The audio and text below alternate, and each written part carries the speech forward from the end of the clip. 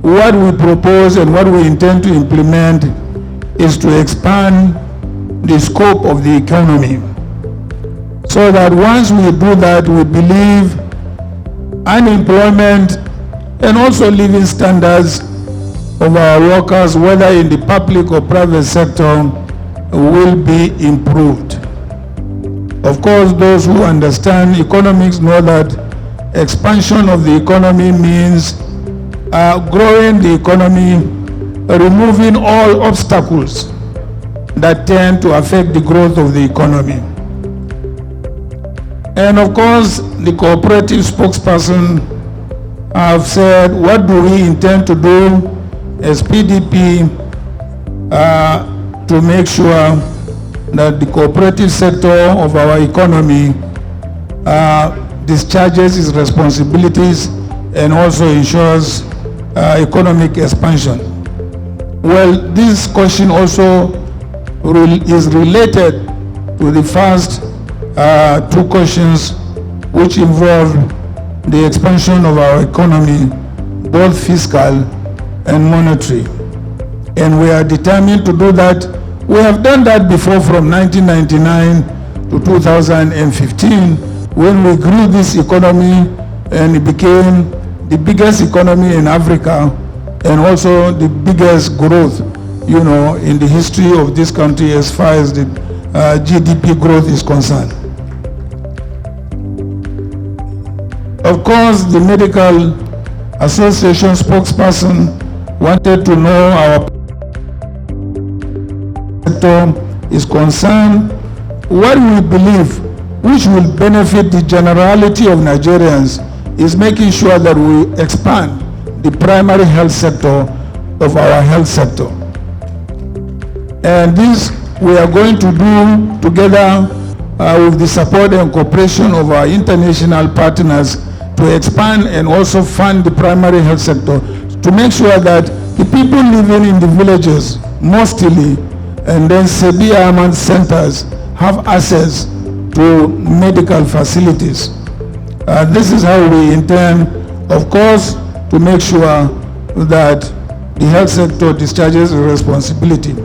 Few days ago, I had the very,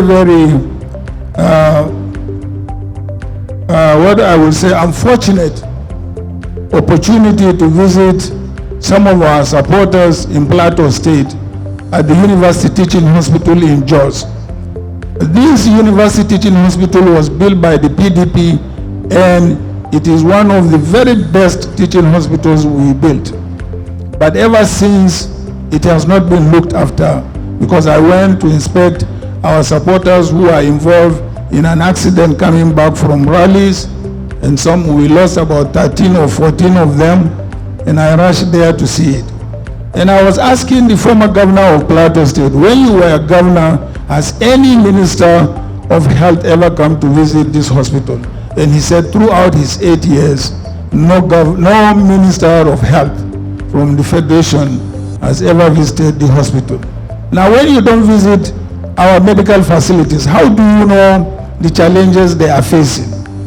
And we believe that with the PDP government, we will definitely address all these issues. So I want to thank you very much indeed for giving us this opportunity. But let me also say this. You are all members of the PDP and supporters of the PDP. You want PDP to return to power, not so? You want PDP to return to power, not so? Okay, please, I beg of you, make sure that you win your polling booth. The fact that you are following the gubernatorial candidate or the senatorial candidate or the House of Reps candidate or the presidential candidate on campaigns is no qualification that you will get an appointment. It is no qualification that you will get a contract, whether at the local government level, state, or the federal level. The only way, as far as I'm concerned, if I'm president, if you come, you want a job or you want a contract, I will ask you, let me have the result of your polling booth. And that is what I'm going to direct to everybody. Because unless we do that, we will not win the elections. You cannot be following the governor all over the place, or the senator all over the place, and then you don't win your polling booth. You come, you say you want to be minister, or you want to get this contract, X contract, Y contract, and so on and so forth. So please, as members of our party, let's make sure that we go back to our constituencies, we go back and make sure that, we deliver our polling units. Let me also say that I missed the issue of education. We have already committed that we will make sure there are no more ASUU strikes in our universities. And how do we make sure that there are no ASUU strikes in our universities? We will budget more money as far as the education sector is concerned, so that we will be able to pay our teachers, and we'll also be able to look after our universities and upgrade them and provide the necessary facilities as far as our educational institutions are concerned. I know very well about university education because I have been running a university in the past 20-something years, and we have never gone on strike for one day. Once you can pay their salaries, you can be assured that lecturers will continue to lecture. And of course, once they can continue to lecture, you also make sure that the students, or rather the facilities, are well equipped. What I mean here is that the labs, the science labs, whatever labs that are available in the university, or courses that are being taught in the university, are made available in the university. It is very, very important. Because I want to give you an example. One day I was going around my university and went to the science lab, and I met a young boy in lab uniform, and he told me he was doing his NYSC. I said, from which university did you graduate? He said he graduated from University of Ibadan. From University of Ibadan, and you have been a lab technician. He said, our labs did not function when I was at the university. University of Ibadan. And from there, I knew there is something wrong in our educational system. We don't fund them, and we also don't make sure that they have equipment in their labs, whether they are science labs or medical labs or pharmacy labs or whatever.